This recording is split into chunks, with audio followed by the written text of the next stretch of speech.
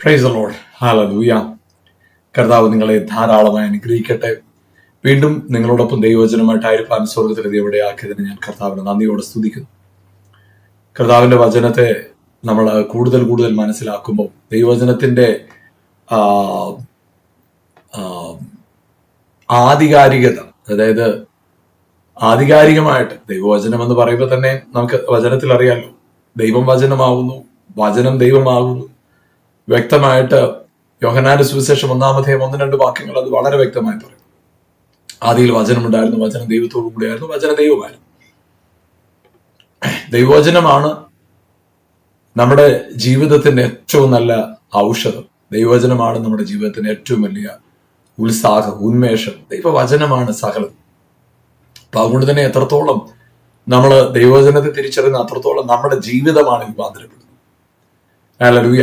അതുകൊണ്ട് ദൈവവചനത്തോടുള്ള പ്രതിബദ്ധത, ദൈവവചനത്തോടുള്ള സ്നേഹത്തിൽ നമ്മൾ ഒരിക്കലും പുറകോട്ട് പോകും.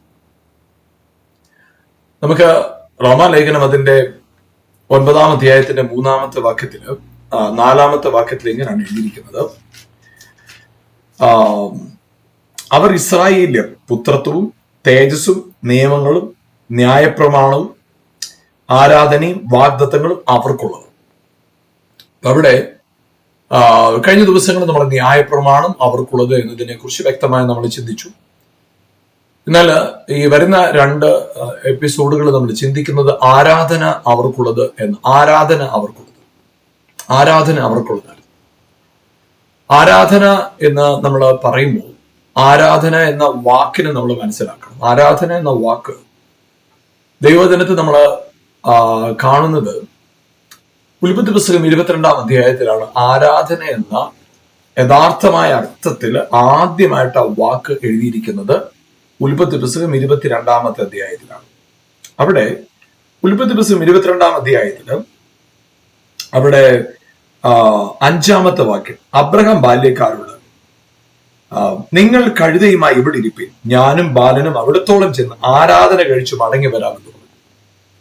ഇവിടെ നമുക്ക് കാണാൻ കഴിയുന്നത് അബ്രഹാം ഇസഹാക്കിനെ കൂട്ടിക്കൊണ്ട് മോറിയ മലയിലേക്ക് പോകും. മോറിയ ദേശത്തെത്തി മല ദൂരെ നിന്ന് കണ്ടു കഴിഞ്ഞപ്പോ അബ്രഹാം ദാസന്മാരോട് പറഞ്ഞു, നിങ്ങൾ കഴുതക്കുട്ടികളുമായി ഇവിടെ ഇരിക്കുക, ഞാനും ബാലനും ചെന്ന് യാഗം കഴിച്ചതിന് ശേഷം മടങ്ങി വരാം.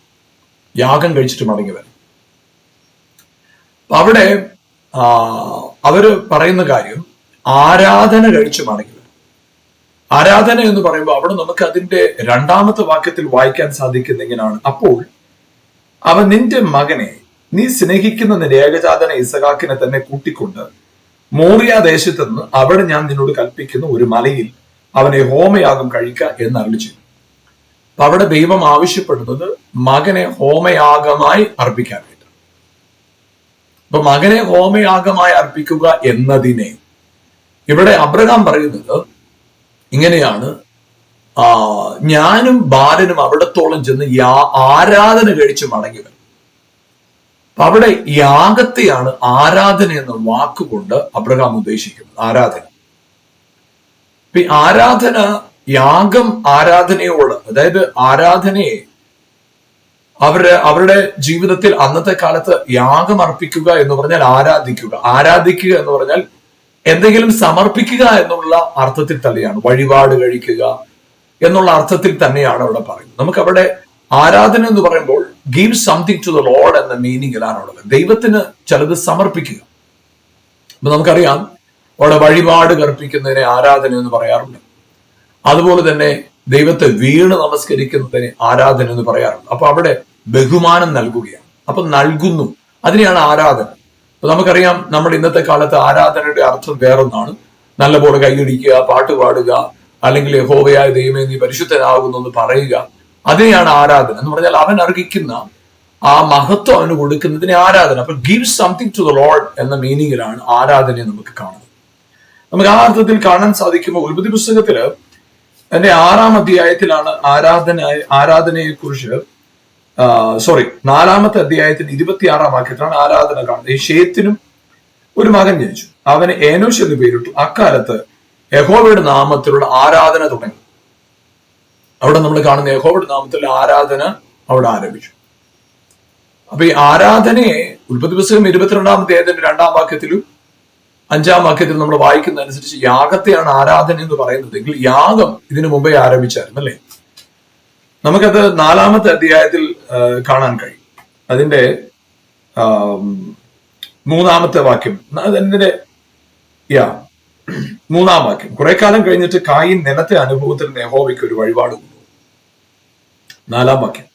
ഹാബേലും ആട്ടിൻകൂട്ടത്തിലെ കടിഞ്ഞൂലുകളിൽ നിന്ന് അവയുടെ മേധസ്സിൽ നിന്ന് തന്നെ ഒരു വഴിപാട് കൊണ്ടുവന്ന് യഹോവ ഹാബേലിലും അവന്റെ വഴിപാടിലും പ്രസാദിച്ചു. നമുക്ക് അവിടെ കാണാൻ സാധിക്കുന്ന ഒരു കാര്യം ഇതാണ്. അവിടെ കായിന്റെ യാഗത്തിലും ദൈവം പ്രസാദിച്ചില്ല. എന്നാൽ ഹാബേലിന്റെ യാഗത്തിലും ദൈവം പ്രസാദിച്ചു. അപ്പൊ അവിടെ വർഷിപ്പ്, ആരാധന എന്ന് പറയുന്നതിന്റെ തുടക്കം നമ്മൾ ഉൽപ്പത്തി 22:2 പറയുന്ന ആശയത്തിലാണെങ്കിൽ ഇവിടെ നമ്മൾ മനസ്സിലാക്കുന്നത്, ഇവിടെ യാഗം, ആരാധന ആരംഭിച്ചു. കായിനും ഹാബേലും ആരാധിച്ചു, യാഗം അർപ്പിച്ചു. They gave something to the Lord. അപ്പൊ ദൈവത്തിന് ചിലത് സമർപ്പിച്ചപ്പോൾ അവിടെ ആരാധന ആരംഭിക്കും. അപ്പൊ അവിടെ ആരാധനയില് അവര് ദൈവത്തിന് ചിലത് കൊടുത്തതിന്റെ ഉദ്ദേശം ദൈവത്തെ പ്രസാദിപ്പിക്കുക എന്നതാണ്. എപ്പോഴാണ് നമുക്ക് ഈ പ്രസാദിപ്പിക്കേണ്ടതായി വരുന്നത്? നമുക്കറിയാം, ഇന്നത്തെ കാലഘട്ടമൊക്കെ മാറിപ്പോയി. അല്പം മുമ്പുള്ള കാലഘട്ടം നമ്മൾ ചിന്തിച്ചു കഴിഞ്ഞാൽ ഈ മാതാപിതാക്കളിൽ നിന്ന് എന്തെങ്കിലും പണമോ അല്ലെങ്കിൽ എന്തെങ്കിലും ഒരു ആനുകൂല്യങ്ങൾ വേണ്ടി വരുന്ന, ആനുകൂല്യം എന്നല്ല, എന്തെങ്കിലും ഒരു പ്രത്യേകമായ ഒരു സാമ്പത്തികമായ മറ്റെന്തെങ്കിലും നന്മ വേണമെന്ന് തോന്നിയാൽ ഉടൻ തന്നെ ചെയ്യുന്നൊരു കാര്യമുണ്ട്. നമ്മൾ മാതാപിതാക്കളോടുള്ള പെരുമാറ്റം മാറും അല്ലെ. കുറച്ചുകൂടെ സ്നേഹത്തോടെ പെരുമാറുന്നു, ഹെൽപ്പ് ചെയ്യുന്നു, അനുസരണത്തോടെ കാര്യങ്ങളെ ചെയ്യുന്നു. അപ്പൊ തന്നെ മാതാപിതാക്കൾ പറയും എന്തോ കാര്യം ഉണ്ടല്ലോ. അപ്പം അവിടെ ഒരു പ്രത്യേകമായ കാര്യസാധ്യത്തിന്റെ ആവശ്യമുള്ളപ്പോഴാണ് എന്ത് പ്രസാദിപ്പിക്കേണ്ടതായി വരുന്നത്. അല്ലെങ്കിൽ എന്തെങ്കിലും തെറ്റ് ചെയ്തിട്ടുണ്ടെങ്കിൽ പ്രസാദിപ്പിക്കേണ്ടതായിട്ട്, കാരണം ആ രീതിയിൽ പെരുമാറും അല്ലെ. അതൊരു സാധാരണ രീതിയാണ്. അപ്പൊ ഇവിടെ ദൈവത്തെ പ്രസാദിപ്പിക്കാനായിട്ടാണ് ഒരു യാഗം അർപ്പിക്കുന്നത്. അപ്പൊ അവിടെ എന്തോ ഒരു പ്രശ്നമുണ്ടോ? ഒന്നെങ്കിൽ they expect something from the Lord, otherwise തെറ്റ് ചെയ്തു, ആ തെറ്റിൽ നിന്ന് ക്ഷമ വേണം, അപ്പൊ യാഗം അർപ്പിക്കും. നമുക്ക് യാഗത്തെ കുറിച്ച് പഴയ നിയമത്തിലെ കാഴ്ചപ്പാട് അങ്ങനെയാണല്ലോ. അവർ തെറ്റ് ചെയ്യുന്നു, അപ്പോൾ യാഗം അർപ്പിക്കും.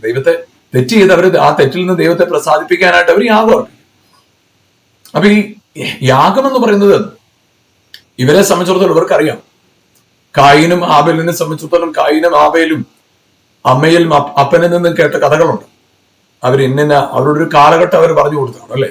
നമ്മുടെ ഇന്നത്തെ കാലഘട്ടത്തിൽ അങ്ങനെയാണ്. നമ്മളൊരു അനേക വളരെ സമ്പന്നരായിരുന്ന പല കുടുംബങ്ങളും, ചിലരൊക്കെ പിന്നത്തത്തിൽ അവരുടെ സാമ്പത്തികമായ ശേഷി നഷ്ടപ്പെട്ടിട്ട് അവരിന്ന് വളരെ ദാരിദ്ര്യത്തിലും പ്രയാസത്തിലും കൂടെ പോകുന്ന കുടുംബങ്ങളെ നമുക്ക് കാണാൻ സാധിക്കും. അപ്പൊ നിശ്ചയമായിട്ടും ആ മാതാപിതാക്കൾ ആ കുഞ്ഞുങ്ങളോട് പറഞ്ഞു കൊടുക്കും, നമ്മൾ ഒരു കാലത്ത് ഇങ്ങനെ ആയിരുന്നില്ല, നമുക്ക് വലിയ വീടുണ്ടായിരുന്നു, വാഹനങ്ങൾ ഉണ്ടായിരുന്നു, നമ്മുടെ സാമ്പത്തിക സ്ഥിതി ഇങ്ങനെ അല്ലായിരുന്നു, നമ്മൾ ഇന്നിന്ന പോലെയൊക്കെ ആയിരുന്നു, ഇപ്പോഴാണ് ഇങ്ങനെ സംഭവിച്ചത്, എന്നൊക്കെ പറയാം. അപ്പൊ അതുപോലെ തന്നെ ആദമും ഹവ്വയും അവരുടെ ജീവചരിത്രം മുഴുവൻ കായിനോടും ആബേലിനോടും ഷെയർ ചെയ്തതാണ്. അപ്പൊ അങ്ങനെ ഷെയർ ചെയ്യുമ്പോൾ അവർക്ക് പറയാനൊരു കാലമുണ്ട്, വീഴ്ചയ്ക്ക് മുമ്പ് വീഴ്ചയ്ക്ക് പിൻപും. അപ്പൊ അതിന് മുമ്പുണ്ടായിരുന്ന കാലഘട്ടത്തിന്റെ സൗഭാഗ്യങ്ങൾ, സ്വസ്ഥത, ദൈവത്തോടുള്ള കൂട്ടായ്മ, അപ്പൊ അവരെ സംബന്ധിച്ചിടത്തോളം കായിനും ഹാബേലിനും ഒരു ഡ്രീം വേൾഡ് പോലെ തോന്നിക്കണം. കാരണം അവരുടെ കാലത്ത് അമ്മയപ്പനും കഷ്ടപ്പെടുന്നു, അധ്വാനിക്കുന്നു ജീവിതം നിലനിർത്താനായിട്ട്. പക്ഷെ വീഴ്ചയ്ക്ക് മുമ്പ് ഒന്നുമില്ല, എല്ലാ സൗഭാഗ്യങ്ങളും അവർ അനുഭവിക്കുന്നു. ഏറ്റവും അധികമായ ദൈവത്തോടുള്ള വളരെ ശക്തമായ ഒരു കൂട്ടായ്മ അനുഭവിക്കുന്നത് അവരെ സംബന്ധിച്ചിടത്തോളം അതൊരു വലിയ കാര്യമാണ്. അപ്പൊ കായിനും ആബേലും സ്വപ്നം കണ്ട് കാണും അതുപോലൊരു കാലഘട്ടം അതുപോലൊരു അവസ്ഥ ഉണ്ടാകും. ഒരുപക്ഷെ അവർ യാഗം അർപ്പിച്ച് ദൈവത്തെ പ്രസാദിപ്പിക്കാനായിട്ട്, അവരുടെ കുറവുകളെ പരിഹരിക്കപ്പെടാനായിട്ട് ഒരു യാഗം അർപ്പിക്കുന്നു, ദൈവത്തെ പ്രസാദിപ്പിക്കാനായിട്ട്. അപ്പൊ അവിടെ ആരാധന ആരംഭിച്ചു ദൈവത്തെ പ്രസാദിപ്പിക്കാനായിട്ട്. നമുക്കറിയാം അബ്രഹാം ദൈവത്തിന് യാഗം അർപ്പിക്കും. അവിടെ ഈ കായിനും ആബേലും ദൈവത്തിന് യാഗം അർപ്പിച്ച് ദൈവം ചോദിച്ചിട്ടേ ഇല്ല. അവര് വോളണ്ടിയർ ആയിട്ട്, അവര് സ്വമേധ ദൈവത്തിന് യാഗം അർപ്പിക്കുക. പക്ഷെ അബ്രഹാം അങ്ങനെയല്ല, ദൈവം ചോദിച്ചിട്ടാണ് യാഗം അർപ്പിക്കുക. നമുക്കറിയാം നോഹ, പെട്ടകത്തിൽ നിന്നിറങ്ങിയ നോഹ ദൈവത്തിന് യാഗം അർപ്പിക്കും. ആ യാഗത്തിൽ ദൈവം പ്രസാദിച്ചു എന്ന് നമ്മൾ വചനത്തിൽ കാണും. അപ്പൊ ഈ യാഗം ആരാധനയും യാഗവുമായിട്ടുള്ള ബന്ധത്തിൽ നമ്മൾക്കിവിടെ മനസ്സിലാക്കാൻ സാധിക്കും. അപ്പൊ ഇവിടെ ഈ ആരാധന രീതികൾ ആരാധന യാഗമായിരുന്നെങ്കിൽ നമുക്കറിയാം ദൈവം അവർക്ക് കൽപ്പനകളും പ്രമാണങ്ങളും കൊടുത്തു. അവിടെ നമുക്ക് കാണുന്ന ഒരു കാര്യമുണ്ട്, ന്യായപ്രമാണം അവർക്കുള്ളത്, നിയമങ്ങൾ അവർക്കുള്ളത്. അങ്ങനെയാണ് വചനത്തിൽ നമ്മൾ വായിക്കുന്നത്. കൊരിന്ത്യരുടെ റോമാലേഖനത്തിൽ നമ്മൾ വായിച്ചത് റോമാലേഖനം 9-ാം അധ്യായത്തിൽ നമ്മൾ എങ്ങനെയാണ് കാണുന്നത്, ന്യായപ്രമാണവും നിയമങ്ങളും ന്യായപ്രമാണവും അവർക്കുള്ളൂ. അപ്പൊ ഒരു രണ്ട് രീതിയിലാണ് പറയുന്നത്. 10 കൽപ്പന, ന്യായപ്രമാണത്തെ 10 കൽപ്പന എന്ന് നമ്മൾ പറയും. ആ കൽപ്പനകൾ 10 കൽപ്പന ന്യായപ്രമാണം. എന്നാൽ നിയമങ്ങൾ എന്ന് പറയുമ്പോൾ ആ കൽപ്പനകളെ പ്രമാണിക്കേണ്ട വിധം അവർക്ക് പറഞ്ഞു. ഉദാഹരണം പറഞ്ഞാല് ശബത്ത് ദിവസത്തെ വിശദമായി ആചരിക്കാൻ ഓർക്കാം, അത് പറഞ്ഞു. അപ്പൊ ശബത്ത് ദിവസം ആചരിക്കുന്നു, ശബത്തില് അവര് പണിയൊന്നും ചെയ്തില്ല. പക്ഷേ എന്തൊക്കെ ചെയ്യാം, എന്തൊക്കെ ചെയ്യരുത്, ആ ചെയ്യുന്ന കാര്യങ്ങളുടെ ക്രമം എങ്ങനെയൊക്കെ ആയിരിക്കണം എന്ന വിശദമായ അടുത്തൊരു പട്ടിക അവർക്ക് കൊടുത്തു. അപ്പം കൽപ്പനയും നിയമങ്ങളും ഇതെല്ലാം അവർക്കുണ്ട്. ഇപ്പൊ ഇവരുടെ കയ്യിലാണ് കൽപ്പനകളും അതിന്റെ നിയമങ്ങളും. ഈ 10 കൽപ്പനകള് ദൈവമായ കർത്താവിനെ അല്ലാതെ മറ്റും വേറെ ആരെയും ആരാധിക്കരുത് എന്ന് തുടങ്ങി മോഹിക്കരുതെന്ന് പറഞ്ഞ 10ാമത്തെ കൽപ്പനയുള്ള കൽപ്പനകൾ മുഴുവൻ അവർക്ക് നൽകിയപ്പോൾ ആ കൽപ്പനകളെ എങ്ങനെ പ്രമാണിക്കണം എന്നുള്ള നിയമവും അവർക്ക് അവരോട് പറഞ്ഞ് ഇന്ന കാര്യങ്ങളൊക്കെ നിങ്ങൾ ചെയ്യണം, ആ കാര്യങ്ങളൊക്കെ നിങ്ങൾ ചെയ്താൽ മാത്രമേ നിങ്ങൾക്ക് ഈ ആ പ്രമാണത്തിലൂടെ മാത്രമേ നിങ്ങൾക്ക് ദൈവത്തെ പ്രസാദിപ്പിക്കാൻ കഴിയും. അപ്പൊ ഈ ആരാധനയുടെ പ്രധാനപ്പെട്ട ഭാഗം തന്നെ യാഗമാണ്. അതുകൊണ്ട് ഒരു യാഗം അർപ്പിക്കും. അങ്ങനെ യാഗം അർപ്പിക്കുക, ആരാധിക്കുക എന്ന് പറയുന്ന വളരെ പ്രധാനപ്പെട്ട ഒരു തലത്തിൽ അവർ നിൽക്കുമ്പോൾ അബ്രഹാം യാഗം അർപ്പിച്ചു. പിന്നെ നമുക്ക് എല്ലാവർക്കും അറിയാം, ഇസഹാക്ക്, യാക്കോബ് എല്ലാവരും യാഗം അർപ്പിച്ചു നമ്മൾ കാണുന്നുണ്ട്. എന്നാൽ അവരൊക്കെ യാഗം അർപ്പിച്ചുവെങ്കിലും യാഗത്തിന് പ്രത്യേക വ്യവസ്ഥയോ പ്രമാണങ്ങളോ ഒന്നും അവിടെ പ്രത്യേകിച്ച് എടുത്തു പറയുന്നു. എന്നാൽ സീനായ് മലയിൽ ദൈവജനം മിസ്രൈമിൽ നിന്ന് പുറപ്പെട്ട് വാഗ്ദത്ത ഭൂമിയിലേക്ക് യാത്ര ചെയ്യുന്ന വഴി സീനായ് മലയിൽ പ്രത്യക്ഷനായ ദൈവം സീനായ് മലയിൽ മോശയെ വിളിച്ചു കയറ്റി മോശയുടെ കയ്യിൽ ന്യായപ്രമാണവും നിയമങ്ങളും കൊടുത്തു. അങ്ങനെ മോശയുടെ കയ്യിൽ ന്യായപ്രമാണങ്ങളും നിയമങ്ങളും കരങ്ങളിൽ ലഭിച്ചു മോശയുടെ കയ്യിൽ. അങ്ങനെ ന്യായപ്രമാണവും അതുപോലെ തന്നെ നിയമങ്ങളും മോശയുടെ കയ്യിൽ ലഭിച്ചപ്പോ അവിടെ യാഗം 5 വിധമായ യാഗങ്ങൾ, അതിന്റെ ക്രമങ്ങൾ, ഏതേത് കാലഘട്ടത്തിൽ, ഏതാവശ്യത്തിൽ, ഏത് നിലയിൽ യാഗം അർപ്പിക്കണം, ഓരോ യാഗത്തിനും ഏതുവരെയാണ് കാര്യങ്ങളെ ചെയ്യേണ്ടത്, ചിലതിനെ ദഹിപ്പിക്കണം, ചിലതിനെ ദഹിപ്പിക്കരുത്, ചിലതിനെ കാട്ടിലേക്ക് പറഞ്ഞയക്കണം. അങ്ങനെയുള്ളതായ പലതരത്തിലുള്ള യാഗവ്യവസ്ഥകൾ അവരുടെ കയ്യിലേക്ക്. അപ്പോൾ ദൈവത്തെ പ്രസാദിപ്പിക്കണമെങ്കിൽ ഇതുവരെയും അവരുടെ ഇഷ്ടമനുസരിച്ച് ഒരു 4, 5, 10 കല്ല് പറക്കി കൂട്ടുന്നു, അതിന് മുകളിൽ വിറകെടുക്കുന്നു, അതിന്റെ മുകളിൽ യാഗവസ്തുവിനെ വെക്കുന്നു, ദഹിപ്പിക്കുന്നു,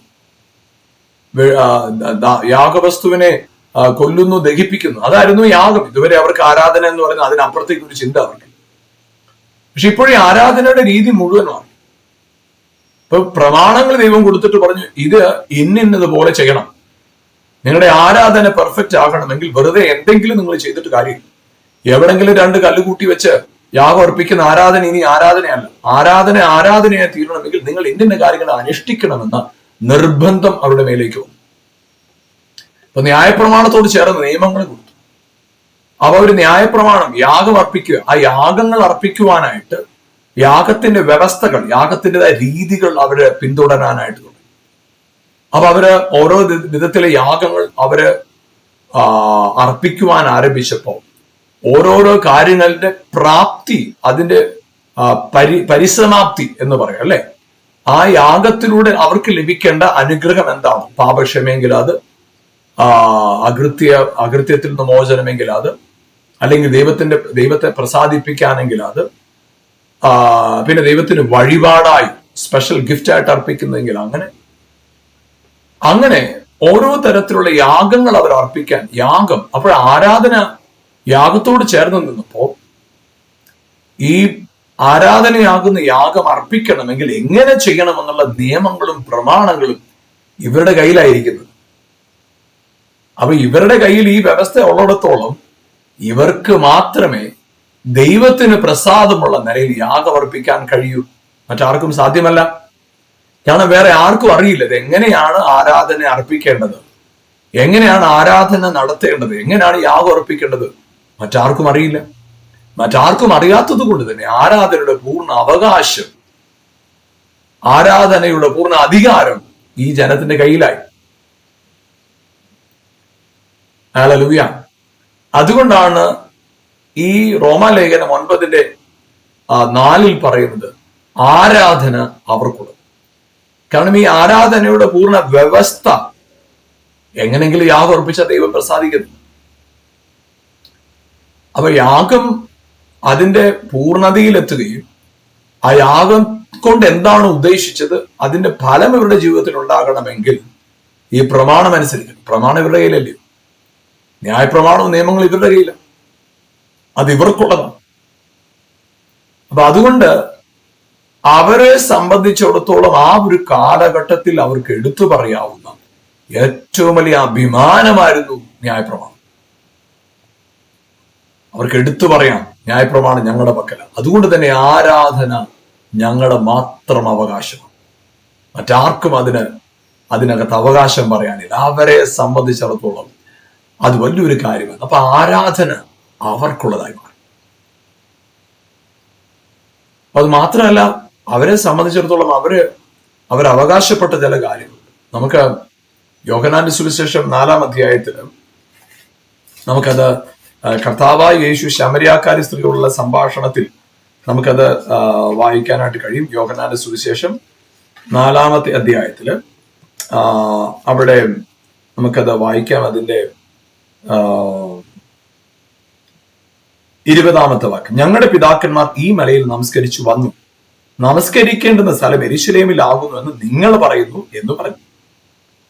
അപ്പൊ അവിടെ പറയുന്ന ഒരു കാര്യം, നമസ്കരിക്കുന്ന സ്ഥലത്തിന് നിങ്ങൾ വളരെ പ്രസക്തി കൊടുക്കുന്നു. അപ്പൊ എവിടെയാണ് ആരാധിക്കുന്നത്? ഈ മലയിലാണോ ആ മലയിൽ? അപ്പൊ ഇവർ യാഗം അർപ്പിക്കുന്ന ഏതെങ്കിലും ഒരു സ്ഥലത്ത് അവർ യാഗം അർപ്പിച്ചുകൊണ്ടിരുന്ന ഒരു കാലം ഉണ്ടായിരുന്നു. എവിടെയെങ്കിലും ഒരു യാഗം അർപ്പിക്കും. അതിൽ നിന്ന് മാറിയിട്ട് അവർക്ക് ന്യായപ്രമാണത്തിൽ അല്ലെങ്കിൽ ഈ ആരാധനകൾക്ക് യാഗം അർപ്പിക്കാനുള്ള പ്രത്യേക സ്ഥലം തെരഞ്ഞെടുക്കപ്പെട്ടു. നമുക്ക് ആവർത്തന പുസ്തകം 12-ാമത്തെ അധ്യായത്തില് അത് വളരെ വ്യക്തമായിട്ട് അവർക്ക് കൊടുത്തു. 4-ാമത്തെ വാക്യം, നിങ്ങളുടെ ദൈവമായ യഹോവയെ ആ വിധത്തിൽ സേവിക്കേണ്ടതല്ല. നിങ്ങളുടെ ദൈവമായ യഹോവ തന്റെ നാമം സ്ഥാപിക്കേണ്ടതിന് നിങ്ങളുടെ സകല ഗോത്രങ്ങളിൽ വെച്ച് തെരഞ്ഞെടുക്കുന്ന സ്ഥലത്ത് നിങ്ങൾ തിരുനിവാസ ദർശനത്തിനായി ചെല്ലണം. അവിടെ തന്നെ നിങ്ങളുടെ ഹോമയാഗങ്ങൾ, ഹനനയാഗങ്ങൾ, ദശാംശങ്ങൾ, നിങ്ങളുടെ കയ്യിലെ ഉദാച്ചാർപ്പണങ്ങൾ, നിങ്ങളുടെ നേർച്ചകൾ, സ്വമേധാദാനങ്ങൾ, നിങ്ങളുടെ ആടുമാലുകൾ, കടിഞ്ഞൂലുകൾ എന്നിവയെ നിങ്ങൾ കൊണ്ടു ചെല്ലണം. അപ്പൊ അവിടെ ആരാധനയുടെ സ്ഥലം ഇനി പ്രത്യേക സ്ഥലമാണ്. നിങ്ങൾ എവിടെങ്കിലും പറയുന്ന സ്ഥലത്തല്ല ആരാധനകൾ. ഇനി ആരാധന അർപ്പിക്കുന്ന എവിടെങ്കിലും നിങ്ങൾക്ക് ഇഷ്ടമുള്ള സ്ഥലത്ത് യാഗം അർപ്പിക്കാനൊന്നും പറ്റും. തെരഞ്ഞെടുക്കപ്പെട്ട സ്ഥലമുണ്ട്, അവിടെ മാത്രമേ പറ്റൂ. നേരത്തെ അങ്ങനല്ല. അവർക്ക് എവിടെ വെച്ച് തോന്നിയാലും അവിടെ ആരാധിക്കാം, അവിടെ വെച്ച് യാഗം അർപ്പിക്കാം. പക്ഷെ ഇനി അങ്ങനല്ല. ഇനി തെരഞ്ഞെടുക്കപ്പെട്ട സ്ഥലത്തെ ആരാധിക്കാൻ കഴിയും. അപ്പൊ ആ ആരാധന, അതുകൊണ്ടാണ് ഈ സ്ത്രീ ചോദിച്ചത്, യോഹന്നാന്റെ സുവിശേഷം 4:20 ഈ സ്ത്രീ ചോദിക്കുക, ഞങ്ങൾ എവിടെ ദൈവത്തെ ആരാധിക്കുന്നത്? യെരൂശലേമിൽ എന്നാണല്ലോ നിങ്ങൾ പറയുന്നത്. അപ്പൊ യേശുവിനെ പ്രവാചകനെന്ന് മനസ്സിലാക്കിക്കൊണ്ടാണ് അവൾ ആ ചോദ്യം ചോദിക്കുന്നത്. അപ്പൊ യേശു തുടർന്ന് മറുപടി പറയുന്ന ഒരു കാര്യം ഇതാണ്. അതിന്റെ 23-ാമത്തെ വാക്യത്തിൽ, പിതാവിനെ ആത്മാവിലും സത്യത്തിൽ, സത്യ നമസ്കാരികൾ പിതാവിനെ ആത്മാവിലും സത്യത്തിലും ആരാധിക്കുന്ന നാഴിക വന്നുമിരിക്കുന്നു. അപ്പൊ അവിടെ കർത്താവ് പറയുന്ന ഒരു കാര്യം, ആരാധനയുടെ രീതി മൊത്തം മാറ്റുന്ന ഒരു വാക്ക് കർത്താവ് അവിടെ പറയും. ഇതുവരെയും ആരാധനയെ കുറിച്ചുള്ള നിങ്ങളുടെ കാഴ്ചപ്പാട് സ്ഥലവുമായിട്ട് കേന്ദ്രീകൃതമാണ്.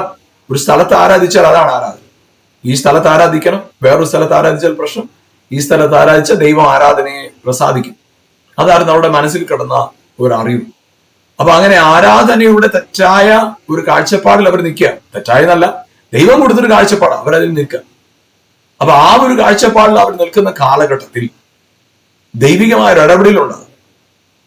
കർത്താവ് പറയുകയാണ്, എങ്ങനെ പറയുന്നത്?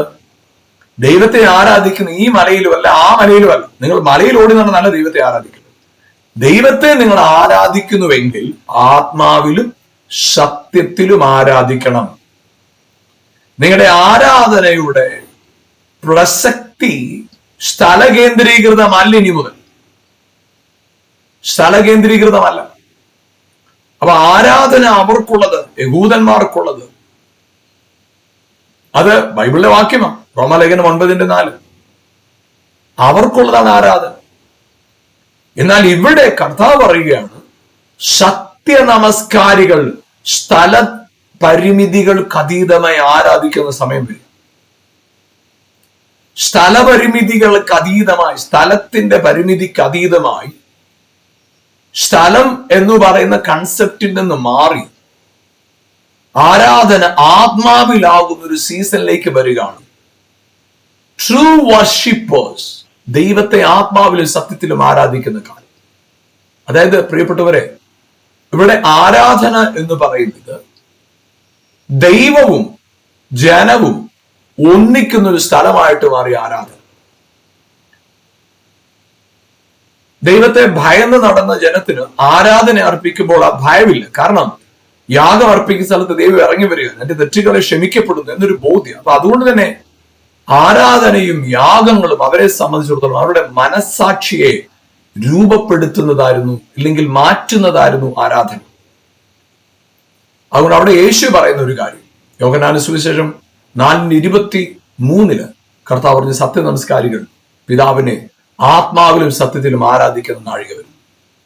24 വാക്യം പറയുന്നു, ദൈവം ആത്മാവാകുന്നു, ദൈവത്തെ നമസ്കരിക്കുന്നവർ, ദൈവത്തെ ആരാധിക്കുന്നവർ ആത്മാവിലും സത്യത്തിലും നമസ്കരിക്കാം.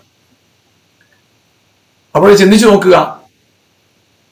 അതായത് ഈ ആവർത്തന പുസ്തകം 12-ാം അധ്യായത്തില് അതിന് 4-ാം വാക്യം 5-ാം വാക്യങ്ങൾ നമ്മൾ 6-ാം വാക്യത്തിലൊക്കെ വായിച്ചതനുസരിച്ച് അവര് തെരഞ്ഞെടുക്കപ്പെടുന്ന സ്ഥലത്തെ ആരാധിക്കാവൂ. മറ്റെവിടെയെങ്കിലും നിങ്ങൾക്ക് ഇഷ്ടമുള്ളത് പോയി ആരാധിക്കാൻ പറ്റത്തില്ല. ആരാധിക്കണമെങ്കിൽ തെരഞ്ഞെടുക്കപ്പെട്ട സ്ഥലത്തായിരിക്കും. പക്ഷെ ഇവിടെ കർത്താവ് പറയുന്നത്, ഇനി സ്ഥലമല്ല പ്രസക്തമായത്, ദൈവത്തെ ആരാധിക്കുന്നവർ ഇൻ ദ സ്പിരിറ്റ്, ആത്മാവിൽ ആരാധിക്കണം, സ്ഥലത്തിലല്ല, ആത്മാവിൽ. അപ്പൊ എന്താണ് സ്ഥലത്തിലും ആത്മാവിലും എന്ന് പറയുമ്പോൾ അതിന്റെ വ്യത്യാസം? അതായത് നമുക്കറിയാം, ചില സാഹചര്യങ്ങളെ കുറിച്ച് പറയുമ്പോൾ പറയും അദ്ദേഹം വീട്ടിലാണ്. ആ ഒരു വ്യക്തി പറയുന്നു ആ വീട്ടിൽ. അപ്പൊ ആ വീട്ടിലാണ് എന്ന് പറയുമ്പോൾ അതിന്റെ അർത്ഥം ആ ഒരു വ്യക്തി അത് സ്ഥലത്തിരിക്കുന്നു. നമ്മൾ ഒരാളെ കുറിച്ച് പറയുമ്പോൾ പറയാം അദ്ദേഹം വലിയ സങ്കടത്തിൽ ആണ്, വീട്ടിലാണ്, സങ്കടത്തിലാണ്. ഒരാൾ വീട്ടിൽ എന്ന് പറയുമ്പോൾ ആ വ്യക്തി ആയിരിക്കുന്ന സ്ഥലത്തെ കുറിച്ച് പറയും. സങ്കടത്തിൽ ആണെന്ന് പറയുമ്പോൾ, ഇല്ലെങ്കിൽ സന്തോഷത്തിൽ ആണ് എന്ന് പറയുമ്പോൾ ആ വാക്കുകൊണ്ട് ഉദ്ദേശിക്കുന്നത് ആ വ്യക്തിയുടെ ഇമോഷൻസ്, ആ വ്യക്തി ഏതൊരു അനുഭവത്തിലായിരിക്കുന്നു, ഏതൊരു അവസ്ഥയിലായിരിക്കുന്നു എന്നതാണ് അവിടെ അർത്ഥമാക്കുന്നത്. അതുപോലെ തന്നെ ഈ സ്ഥലത്തുമല്ല ആ സ്ഥലത്തുമല്ല, ആത്മാവിൽ എന്നത് സ്ഥലം എന്നതിൽ നിന്ന് വ്യത്യസ്തമായി അനുഭവമായി മാറണം. അതായത് നിങ്ങൾ സ്ഥലത്തിന് പ്രാധാന്യം കൊടുക്കുമ്പോൾ അവിടെ പ്രത്യേകമായ വേഷവിധാനങ്ങൾക്ക് പ്രസക്തിയുണ്ട്. ആരാധന അർപ്പിക്കുന്ന വ്യക്തിയുടെ സ്ഥാനമാനത്തിന് പ്രസക്തിയുണ്ട്. ആരാധനയുടെ സ്ഥലത്തിന് പ്രസക്തിയുണ്ട്. ആരാധനയുടെ സിസ്റ്റങ്ങൾക്ക് പ്രാധാന്യമുണ്ട്. അതിൽ അനുവർത്തിക്കേണ്ട കാര്യാദികൾക്ക് പടിപടിയായി 1, 2, 3, 4 അതിന്റെ സ്റ്റെപ്പുകൾക്ക് പ്രാധാന്യമുണ്ട്. അതുപോലെ തന്നെ അവിടെ നമുക്ക് മനസ്സിലാക്കാൻ സാധിക്കുന്നത് ആരാധനയിൽ നൽകപ്പെടേണ്ട വസ്തുക്കളുടെ പ്രാധാന്യം എടുത്തു പറയപ്പെടുന്നുണ്ട്. അപ്പൊ അവിടെ ആരാധനയുടെ പ്രസക്തി എന്ന് പറയുന്നത് പുറമെയുള്ള പല കാര്യങ്ങളോട് കണക്റ്റഡായി മാറും.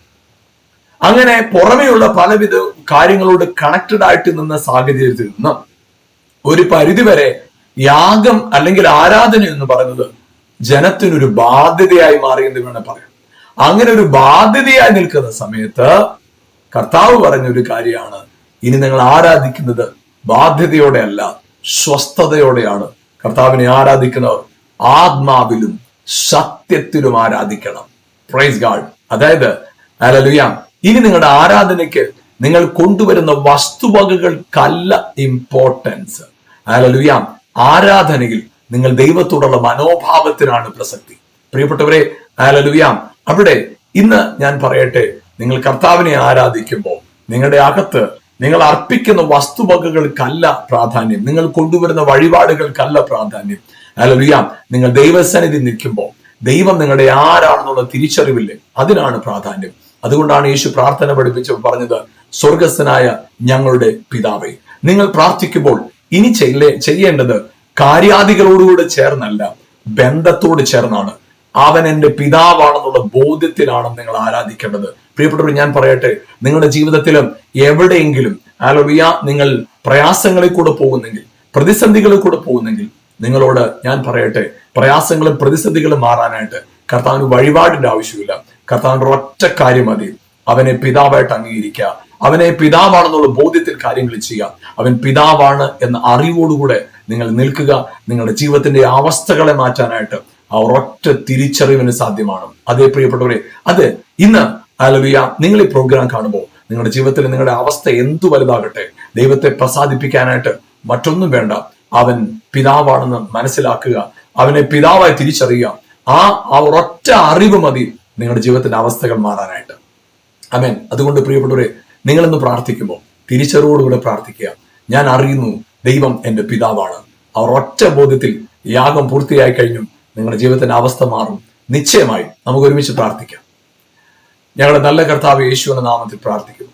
എന്നെ കണ്ടുകൊണ്ടിരിക്കുന്ന പ്രിയപ്പെട്ടവർക്കായി സ്തോത്രം ചെയ്യുന്നു. യേശുവിന്റെ നാമത്തിൽ ജീവിപ്പിക്കുന്ന കർത്താവെ, അത്ഭുതങ്ങളെ ചെയ്യുന്ന നാഥ, വിടുവിക്കുവാൻ ശക്തനായവനെ കർത്താവെ, എന്നെ കണ്ടുകൊണ്ടിരിക്കുന്ന പ്രിയപ്പെട്ടവർക്ക് പ്രാർത്ഥിക്കുന്നവരുടെ ജീവിതത്തിൽ ആരാധനയിലൂടെ അങ്ങേ പ്രസാദിപ്പിക്കുവാനായിട്ട് കർത്താവെ, ജനം പല കാര്യങ്ങൾ ചെയ്തുകൊണ്ടിരുന്ന കാലഘട്ടത്തിൽ ഇല്ല, ദൈവത്തെ പ്രസാദിപ്പിക്കാനായിട്ട് ഹല്ലേലൂയ, ദൈവത്തെ പിതാവെന്നുള്ള തിരിച്ചറിവാണ് പ്രാധാന്യമെന്ന് ഞങ്ങൾക്കിന്ന് മനസ്സിലാക്കി തന്നല്ലോ. പരിശുദ്ധാത്മാവെ, ആ തിരിച്ചറിവോടുകൂടെ അങ്ങേ ആരാധിപ്പാൻ, ആരാധനയിലൂടെ ജീവിതത്തെ ഒരു അത്ഭുതമാക്കി തീർക്കുവാനായിട്ട് ഞങ്ങളുടെ കരങ്ങളിൽ ഏൽപ്പിക്കുന്ന യേശുവിന്റെ നാമം, ജീവന്റെ നാമം, ശക്തിയുടെ നാമം, അതേ ഹല്ലേലൂയ, ആ ക്രിസ്തുവിന്റെ ആ പദവിയിലേക്ക് ഞങ്ങൾ മാറ്റപ്പെടുന്നത് കർത്താവ് ഇന്ന് അനുഭവിപ്പാൻ പരിശുദ്ധാത്മാവ് സഹായിക്കണം.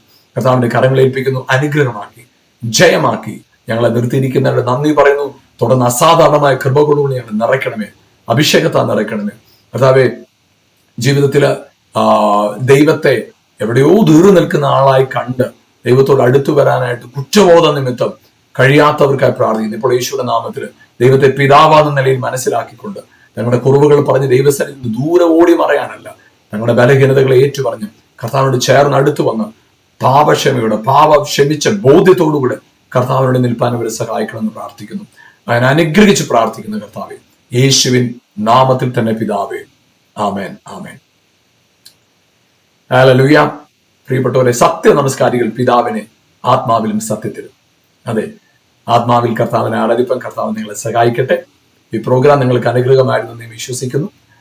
ഈ പ്രോഗ്രാം മറ്റുള്ളവർക്കും പരിചയപ്പെടുത്തുക. ഒപ്പം ഞങ്ങളുടെ പുസ്തകങ്ങൾ സൗജന്യമായി ലഭിക്കുവാനായിട്ട് ഈ കാണുന്ന നമ്പറിൽ ഞങ്ങളുമായി ബന്ധപ്പെടുക. നിങ്ങൾക്ക് തികച്ചും സൗജന്യമായിട്ട് ആ പുസ്തകങ്ങൾ ലഭ്യമാകും. അത് നിങ്ങൾക്ക് അനുഗ്രഹമായിരിക്കും.